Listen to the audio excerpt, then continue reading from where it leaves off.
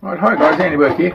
What I've got here is, this is underneath all this paper is a 747 from Yinghip, and it's got this thumb hole in the grip, and I like to paint this contrasting colour like it's rubberised or padded for comfort.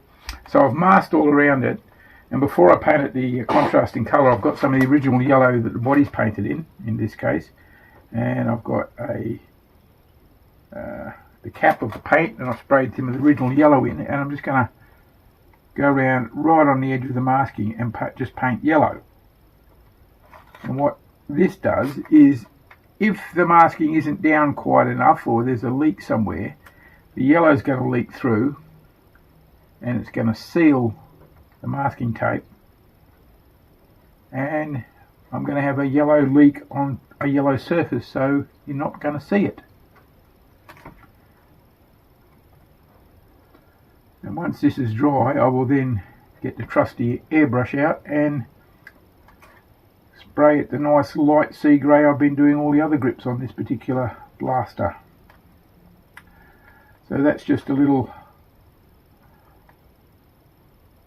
trick you can use.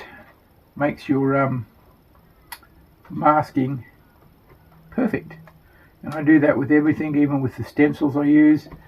It's just a way so you don't have to, go back and touch up and clean up every single little letter or stencil or mark you put on. So when that's dry, I've already done the other side, so when that's dry, I'll spray it with my the light sea grey I've got around here somewhere. Right there, the matte 27, that one. And it'll be a perfect mask job. And having said that, it'll probably be terrible and make me look like an idiot, but nothing new there.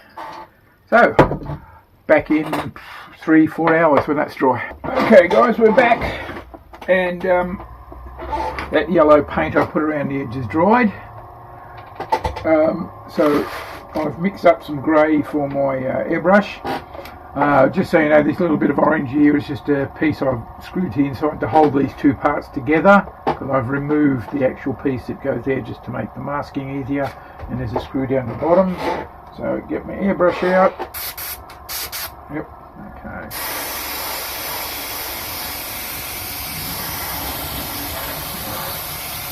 So basically you can see what's happening, but I'm going to have to hold this up so I can do it properly.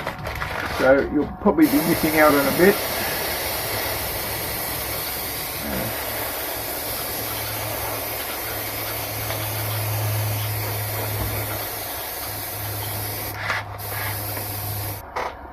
Okie dokie, and we're done. So leave that to dry. Paint is still a bit soft, but I like to take the masking off when it's soft. That way, because when I take it off when it's dry, sometimes it tears the paint. So let's take it off and see if my U-Butte little trick worked, which it should do. It has in the past. There we go. Nice.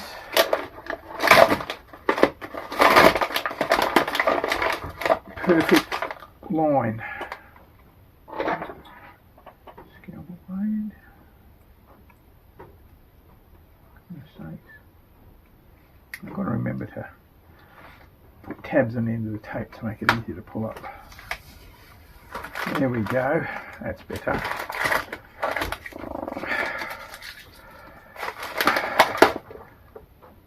I know, for a minute they look like different colours, but they are the same colour, so that's good. So there we go. Perfect line, no bleed.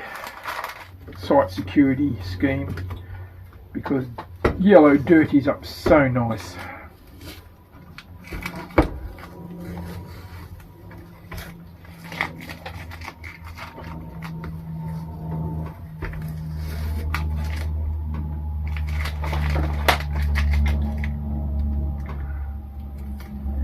Go.